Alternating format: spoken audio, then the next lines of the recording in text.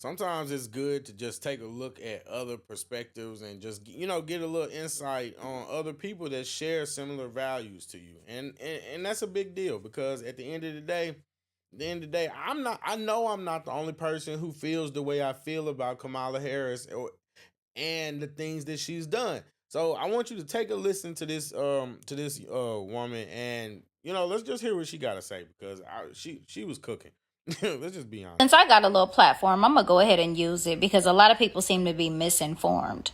Kamala Harris is not the better option. Don't be fooled just By the way, make sure you like and subscribe, to the channel because we trying to get up there. Yeah, just so you know. Yeah. Oh, yeah. because she is a woman and she is of color. She is not for the people. And me being from the Bay Area and being around when she was actually running the district attorney's office, let me help. So she just qualified herself right there. She was a resident under Kamala Harris' jurisdiction, which would have ended in around 2016, right? So yeah, she has insight. You understand what I mean by that.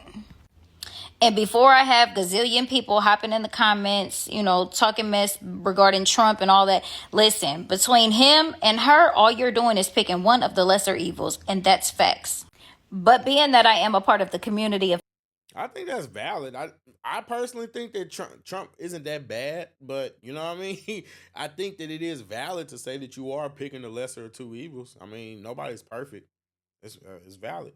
families that are affected by incarcerated people, I am going to go with the person who is less inclined to locking everybody up. And yeah, I've seen a lot of people saying that they don't know if that's correct. And I seen Yandy make a post saying that a lot of that is just propaganda. Well, let me help break it down for you. Kamala Harris grew up in the Berkeley, Oakland area. She went to law school at Hastings and graduated there and started off as a district attorney in Oakland. From Oakland, she went to Alameda before she went to San Francisco. Do y'all remember in 2010 there was that big drug lab scandal with Deborah Madden and the San Francisco Police Department? I remember specifically because I had 2 cases involved in that scandal. Let me help fill you in. She was the head district attorney at the time, and right under her was a guy named Gascon, something like that. He used to be a district attorney in Los Angeles when they had that big old scandal going on with a bunch of police misconduct. Anyhow, around that time, he was reviewing police files for misconduct, and he was basically telling her that there's no policy in place and there needs to be one for any time there's police misconduct. It needs to be reported to the lawyers and the judges on the case. She ignored him. Now, after she ignores his advice that sounds kind of like what she did at like what her office did. I'll be fair. What her office did with the Kevin Cooper case when it literally took Gavin Newsom, the governor of California, to get her to intervene and finally take or implement the changes and give this man a chance at living. This was a man's life on the line. It doesn't sound too different. there needs to be policies in place. That way they can curb any type of misconduct that's going on in these cases. It comes out that there's this big drug scandal in the drug labs. Deborah Madden, she was the lead technician in the drug labs, and it had been reported several times to their office that this woman had an issue and that she shouldn't be testifying in anybody's cases. She was touching the drugs, she was stealing the drugs, she was sneaking the drugs. It was just a bunch of bullshit. All of that was hidden from the attorneys and the judges on the cases. Do you know how it came out? It came out because Deborah Madden's family finally took it to the news. And once it became public, then Kamala Harris tried to say that she didn't know anything about it. Yes, you did. Now, keep in mind, Deborah Madden's family also reported that they had already been contacting the district attorney's office for months prior to this, before coming to the news channel, to let them know that there was misconduct going on, and they were also concerned about their family member, all of which got ignored. Now, keep in mind, she was head district attorney at the time. So how are you running an entire department and you claim to not know what's going on in your office, although that was later proven to be bullshit and that she was aware, and her colleagues gave her up on that. But she just chose to withhold the information from the judges and the attorneys on those cases. And what was her reasoning behind that? She wanted to keep as many people locked up as she could, no matter if that case was mishandled, if there was... Doesn't that sound familiar? What is it about these black women prosecutors that are so worried about, you know what, never mind, misconduct to get that conviction or not? And she knew that if that misconduct got out, that was grounds for dismissal. And let's talk about Kevin Cooper. Do y'all remember him? That's the man that was hours away from his execution, and DNA had now became a thing, and his lawyers asked for the execution to be stopped and his DNA to be tested so it could possibly prove his innocence. She denied it and didn't want it to happen. However, Governor Newsom stepped up and said, no, let's go ahead and test his DNA. And come to find out, I'll be damned, it was not a match. Oh, wait, let's not forget when she actually made it a crime and parents started getting...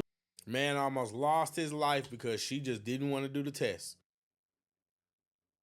This woman is so worried about her conviction rate that she was willing to let a man unalive himself, or not himself, a man be unalive. This case is a perfect example of why, in general, I'm against the death penalty, because it's too many factors. It's just too many. It's too many. And in a situation like this, where somebody's life is on the line, you can't afford to get it wrong. So I believe that it just shouldn't be an option in general. That's what I think. Exceptions, they'll always exist. Charged with their children being truant, but when they ran the numbers, they realized that this mostly affected Pacific Islanders, Native Americans, African Americans, children with disabilities, and foster children. And then she later tried to say it was an unintended consequence when she realized that parents were actually getting arrested for this. It was up to a $2,000 fine, up to a maximum of a year in county jail, and people were losing their welfare benefits because their children were truant from school. Unintended consequence. And those were her exact words. Like, what do you mean? You're the one that put this in place. And then when you were confronted with it after people were outraged that parents were actually being arrested for this, now you want to back up and say, oh, it was an unintended consequence. Well, what the hell did you think it was going to be? A scare tactic? And I know you... Well, she is cooking. She is cooking. That was crazy. Now just imagine you can't provide for your family. You can't do anything because your kid is a bad apple. How do I feel about that? I feel like when you look at it in perspective, a lot of this stuff happens because of dysfunctional homes. But guess what? When you got Kamala Harris that's locking people up over the weed, then guess what? The weed. Now these parents, these children are growing up in dysfunctional homes. And now, as a result of that, now the single mother most likely can't control them. And now they're going off doing whatever as a result of you locking up the separating the family, destroying the family. You know, that's how deep this situation really goes. Because if you really look at it, the Democrats are they have done some of the most egregious damage to the black community. They separated the homes with those strict 3-strike rules in the drug crackdown and all that kind of stuff. They've done all that kind of stuff, and it's ridiculous. They do that, but then you know what? It don't even matter. Y'all already heard this one, but I'm going to go ahead and reiterate it. What was it, about 1,900 people that were arrested for smoking marijuana? Not selling, smoking marijuana. Like, get out of here. You're doing everything that you can to just lock people up and ruin their lives. So yeah, while I'm not a fan of this whole... That's what it all boils down to. They separated the family, then they penalized you, then they penalized you for the outcome. And that's what it is, because yeah. Joe Biden is on record being against school integrations. He's on record being part of that 90s crime bill. Kamala Harris is on record being strict on crime. What? Political shit, and like I said, in my opinion, it's just picking one of the two lesser evils. Kamala Harris definitely ain't the one I'm gonna pick. So since I got a little platform, shout out to her. She was cooking. Shout out to her. She was definitely cooking. She was definitely cooking. And that's just yeah.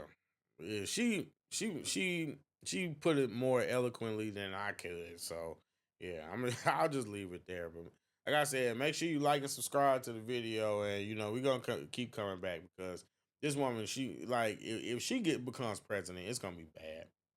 It's gonna be so bad.